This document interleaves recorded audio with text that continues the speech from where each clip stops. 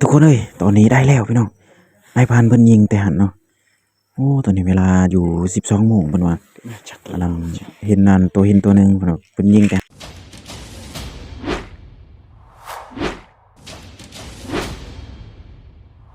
ทักทายสบายดี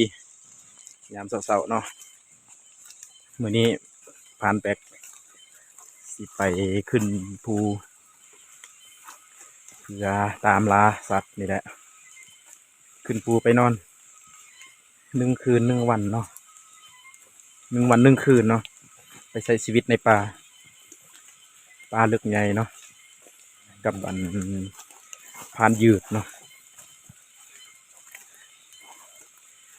ว่าจักสิมานจักบ่แหล้วเขาก็ด้นแล้วบ่ได้ขึ้นป่าใหญ่เนาะป่าลึกนี่ถือว่านายพรานเขาก็เจ็บตาเนาะในระหว่างการเดินทางถือว่าพรานยืดเพิ่นไปก่อนเนาะเขาไปนำหลังเดี๋ยวสิถ่ายเพิ่นให้เบิ่งเนาะโอเคทุกคนไปชมกันเลยเนาะ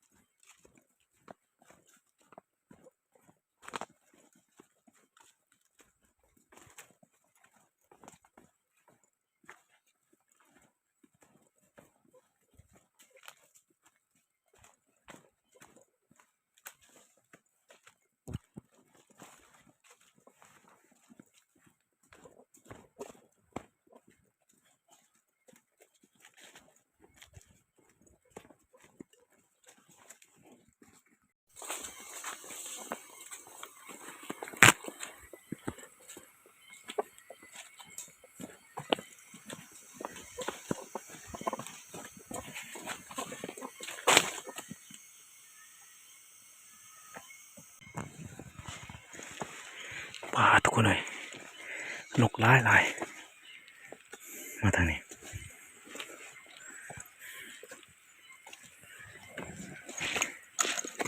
ซึ่งตอนนี้ก็กำลังเดินทางไปเนาะโอ้เห็นนกหลายแถวนี้คือว่าพรานยืดเพิ่นก็ไปก่อนเนาะยังบ่ทันฮอดจุดเป้าหมายเทื่อทุกคนเลยทางก็บ่ค่อยสะดวกปานใดเนาะเอารถไปถือว่าบ่ได้เลยเนาะเพราะว่าต้นไม้มันล่มหลายเนาะในระหว่างการเดินทางเพิ่นกำลังเฮ็ดอันนั้นกระบังยาสูบเนาะยาสูบขึ้นเมืองเนาะเพิ่นว่านั้นคันบ่ได้บำรุงปอดนี่บ่มีแรงสิไปต่อเพิ่นว่าเนาะเฮ็ดกระบังยาสูบเนาะเวลาพักผ่อนเฮาก็นั่งสูบกอกนี่แหละเวลาออกหากินก็ปะมันนี่บรรยากาศยามเช้าๆนี่โอ้ก็หมอกมันลงหลายเนาะเบิ่งทุกคนหมอกลงหลายแต่ว่านกนี่ก็หลายเติบคือกันเนาะนี่พาไปเบิ่งบรรยากาศนี่จะเป็นอันนั้นมากอันนั้นเนาะมากกระปอกเนาะจักกระหอกอิหยังมันกินเนาะกระหอกกระแตพวกกระเล่นอิหยังมักกินแต่ว่าเฮาบ่ได้ไปนั่นเยืองทางนี้เนาะที่ว่ามักกินอันนี้หมากอันนี้เนาะพวกอันนั้นตัวเห็นก็มักกินคือกันหมากอันนี้แต่ว่ามักกินส่วนหลายยามดึกเนาะแต่ว่าเฮาบ่ได้ไปอันนั้นทางนี้เนาะซ้ายนี้เบิ่งทุกคนบรรยากาศเนาะ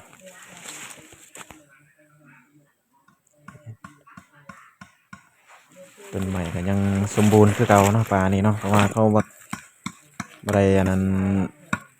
ทำลายป่าแถวนี้เนาะนี่นายพรานเพิ่นกำลังเฮ็ดกอกเฮ็ดหยังเพิ่นว่าก็ได้นี่ทุกคนเลยนี่จะเป็นพาหนะในการหา มาตั้งนี้ว่าพานนี่นายพานเพิ่นดุเนาะ ต้องหยอกมาให้ได้ไง เพิ่นบอกให้นั่งพักผ่อนก่อนมาอยู่ จอยđã kính ขึ้นมาอยู่หยับไปเรื่องจริงเลย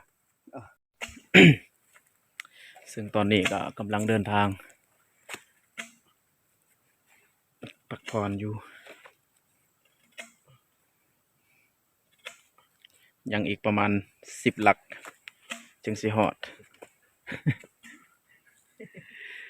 ยังอีก10 หลักจึงสิฮอดระยะเวลาการเดินทางมัน4 ชั่วโมงแล้วยังบ่ฮอดเทื่อยังบ่ฮอดจุดเป้าหมายที่เราจะตั้งเข็มไว้เนาะตอนนี้กำลังเฮ็ดกอกอยู่เพิ่นกำลังเฮ็ดอันนั้นกระบังยาสูบ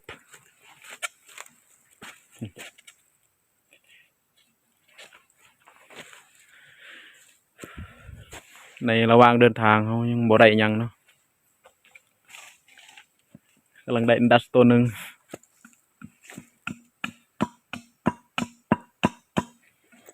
เสียให้เบิ่งนะกำลังได้ตัวหนึ่ง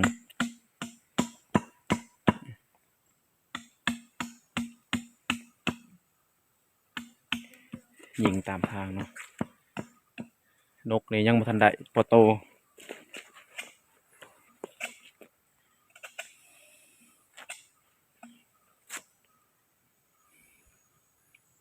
ขึ้นปลา2 คนเนาะมื้อนี้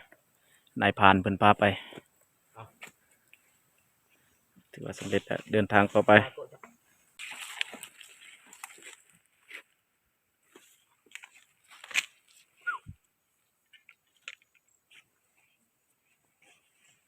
mau là เจ็มบังเจ็ม mau là người ta một địch đấy ซึ่งตอนนี้เพิ่นก็กำลังเบิ่งนกที่บินไปบางยาเนาะเพิ่นว่าคือสิออกแต่บนอันนั้นมันขุดหูอากาศมาเจอกันมันได้ยินเห่า2 คนมาก็เลย มันบินหนีเนาะในพรานเพิ่นว่าคือสิออกแต่หูนั่นแหละเพิ่นกำลังตรวจสอบอยู่คันว่ามันออกแต่หูนี่แต่ว่าบาดเฮาเมื่อเฮาจึงสิไปอัดมันเนาะ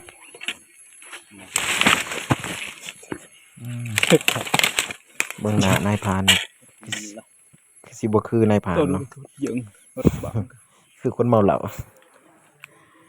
ปาดนี่จะเป็นนั่นฟูงไม้ไล่เนาะไม้ไล่แถวนี้มันหลายเดี๋ยวให้บ้างเพิ่นเอาโคมเหยืองใส่เนาะปาดถูกเลยนกใหญ่เด้อเนี่ยจักนกอีสังก็เอิ้นบ่ฮู้คือกันไปเบิ่งก็สวยถูกอะไรไปเบิ่งนี่เดินทางต่อขึ้นหน่อยเพิ่นยังสงสัยอีกจักสิแม่นมันออกแต่ตอไม้ตอนี้บ่เป็นว่ายังมีความสงสัยอยู่นายพรานเพิ่นบ่ธรรมดาเนาะ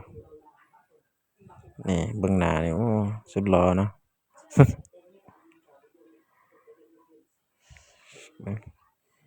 ฟูงทำไมได้เดินทางต่อเพิ่นว่าเจ้าหน่อยสิหิวข้าวก่อนนี่เบิ่งทุกคนซึ่งตอนนี้ก็กำลังฮอดอันนั้นจุดเป้าหมายแล้วเนาะเราจะตั้งเข็มไว้อยู่นี่ก่อนเนาะนี่ตั้งไว้ก่อนบรรยากาศก็แรงๆบ่แม่นเที่ยงๆแน่นี่เบิ่งทุกคนเอ้ยนี่เพิ่นกำลังดังไฟเนาะแต่ว่าไฟก็เปียกหลายเนาะเพราะว่าฝนตกตลอดทางนี้เนาะคันบ่เซียนอันนั้นป่าดีแม่นอันดังไฟบ่ติดเนาะเพิ่นว่านี่จะเป็นนายพรานเพิ่นประสบการณ์หลายเนาะประสบการณ์ในใช้ชีวิตอยู่ป่านี่เพิ่นถือว่าเซียนขนาดเนาะนี่เบิ่งทุกคนเด้บรรยากาศนี่คักขนาดเนาะมา2 คนในมื้อนี้โอ้นายพรานเพิ่นเอาใจใส่ในการดังไฟเนาะเพื่อเอาตัวรอดเนาะเราจะดังไฟเฮ็ดของกอกของกินนี่แหละนี่เบิ่งบรรยากาศรอบๆเนาะป่าทุกคนเลยทางนี้เป็นป่าอุดมสมบูรณ์หลายเขตสายผู้หลวงนั่นนี่เนาะซึ่งตอนนี้ก็ฮอดจุดเป้าหมายแล้วเนาะ ตั้งเข็มไว้บ่นี่มื้อแรกสิไปหากิน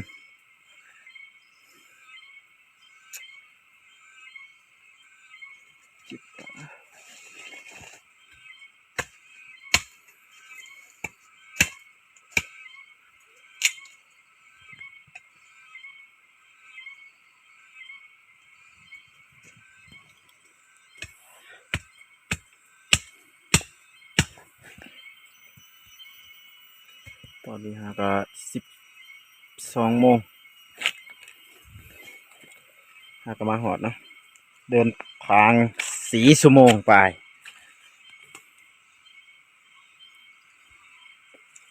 ธรรมศาสตร์เขียว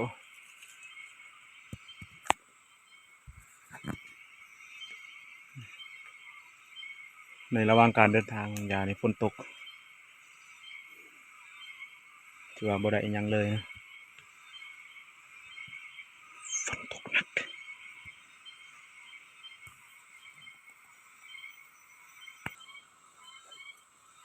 อะไรไอ้เจ้า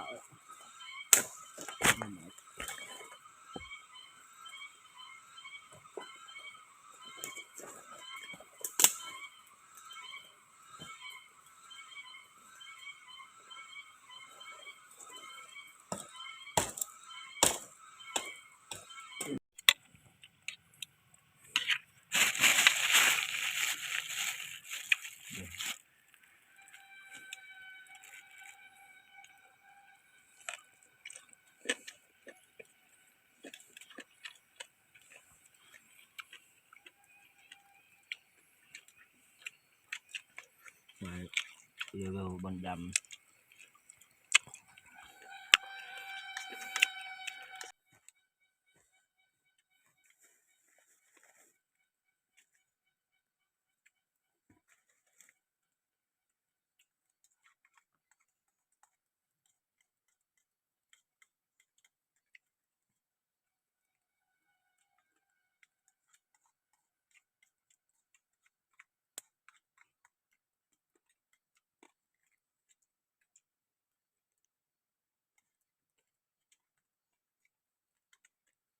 มือวัดเดินกู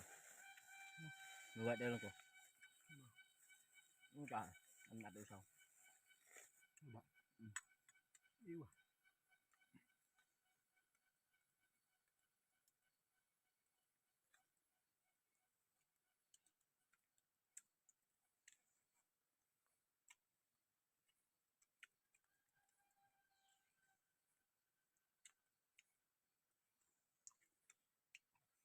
จ่ายหยดเลย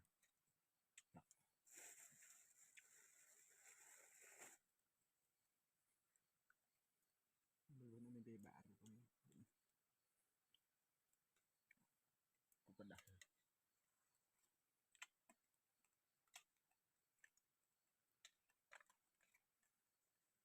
กูรักกระดักกู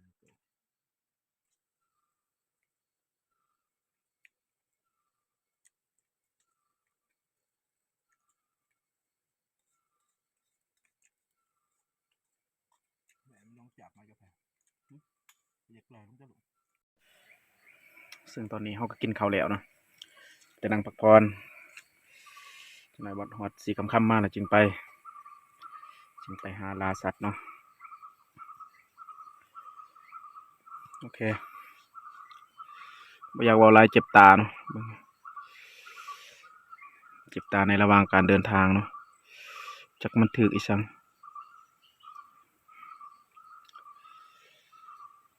แต่ว่านั่งพักผ่อนโอ้ลมกันว่าสิไปทางใดโอเคไปแต่ติดตามเบิ่งซึ่งตอนนี้ก็เป็นเวลากลางคืนแล้วเนาะก่อนอื่นเราจะใส่ใส่กับดักเนาะโดยเอามุ้งมากางใส่กับดักให้ฝูงเจียมันเข้ามาเนาะหลังจากตอนเช้าเราจะไปไปกู้เอาเนาะฝูงเจียหลายๆแถวนี้เบิ่งเราปิดทำไว้เนาะไว้มันเห็นมุ้งเนาะปบไว้เนาะนี่ทุกคนเลยอันนี้เป็นผ่านเพิ่นพาเฮ็ดเนาะตอนนี้เนาะเพิ่นว่าตัวเองนี่เคยเอาแบบนี้เนาะตอนเช้าเราจะไปไปยามเบิ่ง ว่ามันได้บ่ได้ผลว่าสูตรเพิ่นนะ ได้เลย เราก็ยังบ่ทันเห็นเนาะประสบการณ์แบบนี้เนาะถือว่าไปประสบการณ์ครั้งแรกเลยเนาะป่าทุกคนเอ้ยตอนนี้ได้แล้วพี่น้องนายพรานเพิ่นยิงแต่หันเนาะโอ้ตอนนี้เวลาอยู่12โมงเพิ่นว่าอันนั้นเห็นนั่นตัวเห็นตัวหนึงเพิ่นว่าเพิ่นยิงแต่หันเพิ่นเอิ้นเฮาไปเบิ่งแล้วมันตกบ่อนี้เนาะว้าตัวใหญ่ขนาดเนาะตัวเห็นใหญ่ขนาดทุกคนเอ้ยมาแล้วโอ้ยเนาะทุกคนเอ้ยเบิ่งบรรยากาศเนาะมาแล้วตัวหนึงพี่น้องได้แต้มหนึงแล้ว โอ้ยน้องทุกคนเลยแต่ว่ามื้อนี้มาแล้วตัวหนึงเฮาคิดว่าบ่ได้หยังนะเพราะว่าฝนตกนี่มันยังตีงโตอยู่เนาะตัวมันยังตีงอยู่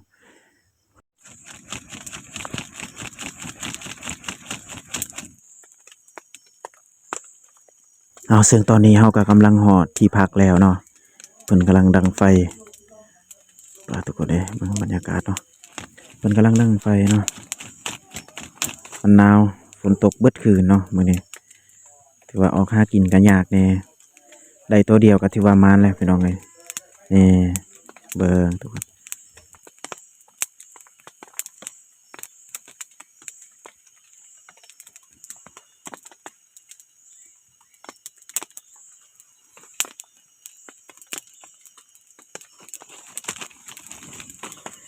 ซึ่งตอนนี้ก็กำลัง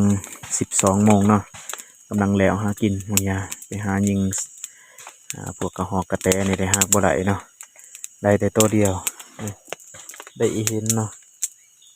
ได้อีเห็นตัวเดียวสำนี้ก็ถือว่ามานแหละแล้วก็ได้หนูจักรยานหนูน้อยๆอิหยังนะ2-3ตัวแล้วก็ได้เขียดแหน่2-3ตัวโอ้ดังไฟเกือบบ่ติดเนาะฝนตกเด้อพี่น้องมึงเนี่ยเข้าป่าลึกใหญ่เด้อมื้อนี้ไป2 คนกับอ้ายเพิ่น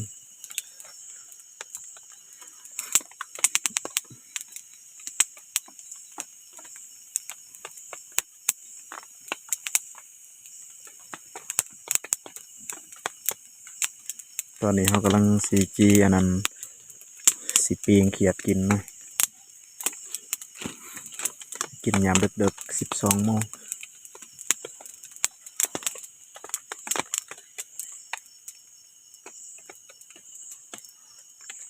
เห็นโตใหญ่ขนาดเนาะ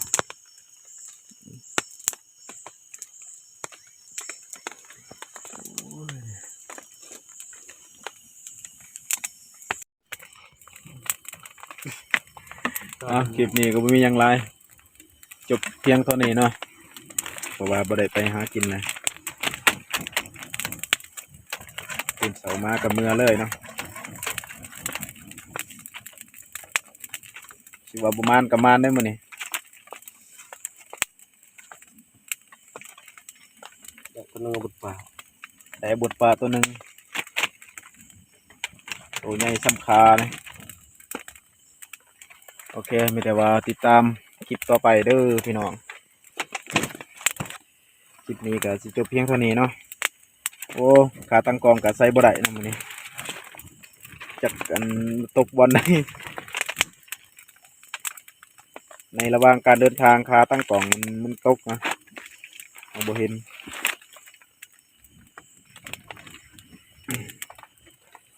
โอเคฝากกดไลค์กดแชร์หน่อยเด้อ